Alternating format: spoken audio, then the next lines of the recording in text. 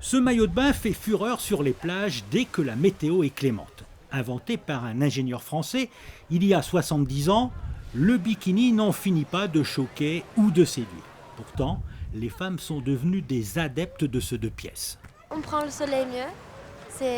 Oui, on a moins à l'étage de bronzage, c'est mieux. C'est plus sympa pour l'été, on est mieux en plus, je sais pas, ça fait rentrer le soleil. Moi c'est pareil, c'est pour pouvoir mieux bronzer. Déjà pour ne pas avoir de marque et puis question de liberté peut-être, je me sens mieux. C'est plus pratique pour bronzer d'une part et ensuite ça met plus en valeur les formes d'une femme. Et les marques de maillots de bain l'ont bien compris. Multitude de modèles, différentes formes, imprimés et couleurs à profusion. Il a su s'adapter aux courbes féminines pour satisfaire au mieux les baigneuses et surtout sublimer leur corps. Donc au niveau du haut, on retrouvera toujours la forme bandeau classique, celle qui marche très bien depuis quelques années. Et au niveau du bas, on va retrouver aussi beaucoup de formes maintenant brésiliennes. Donc assez taille basse. Échancré. Voilà, assez taille basse et vraiment échancré sur les fesses. On aura aussi ce modèle-là qui marche très bien, donc qui existe en triangle ou bandeau forme droite. Et là, on retrouve aussi une forme différente, mais échancrée également sur les fesses. Le bikini est présenté pour la première fois le 5 juillet 1946, lors d'un défilé de la plus jolie baigneuse à la piscine Molitor à Paris. Une vraie révolution à l'époque. C'est la première fois en effet qu'un maillot dévoilait le nombril, les hanches et même une partie des fesses. Son inventeur avait remarqué que les femmes sur les plages tiraient le plus possible leurs culottes et leurs soutiens-gorge vers le bas, de façon à bronzer au maximum. Le succès du bikini n'est pas immédiat. Il est même interdit sur certaines plages européennes, et notamment en France sur les plages de la côte atlantique. On le jugeait beaucoup trop vulgaire. Non, il n'y a aucune vulgarité là-dessus, c'est très féminin et j'assume totalement.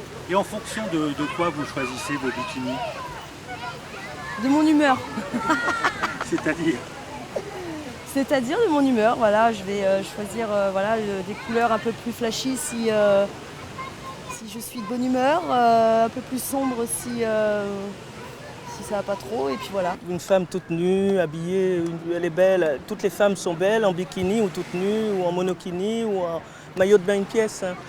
Tout est une question d'attitude. Il faut attendre les années 70 et l'ère des pin-up pour que les femmes osent le porter. Ce maillot de bain se démocratise ensuite grâce aux stars de ciné comme Brigitte Bardot ou encore Ursula Andress. Il sort alors très vite de l'ombre et devient le maillot de bain séducteur par excellence qui gagne tous les cœurs. Le bikini représente une étape importante dans l'émancipation des femmes. Il a ouvert la voie à d'autres dévoilements comme la mini-jupe ou les robes transparentes. Ce maillot de bain n'a jamais été égalé et ne laisse personne indifférent, surtout pas les hommes. Ça c'est sûr, mais bon. Est-ce que tu préfères que les filles soient en bikini ou en monokini ou... Bikini direct. Monokini, ça fait mamie.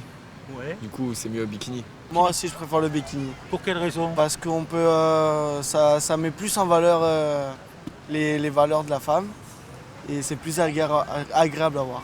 Aujourd'hui, le bikini est le maillot de bain le plus vendu au monde. Rien qu'en France, il s'en est écoulé près de 9 millions l'an dernier. La tendance, mesdames, pour 2017, le deux pièces sera encore plus glamour et sexy avec des découpes, des décolletés et des imprimés extravagants.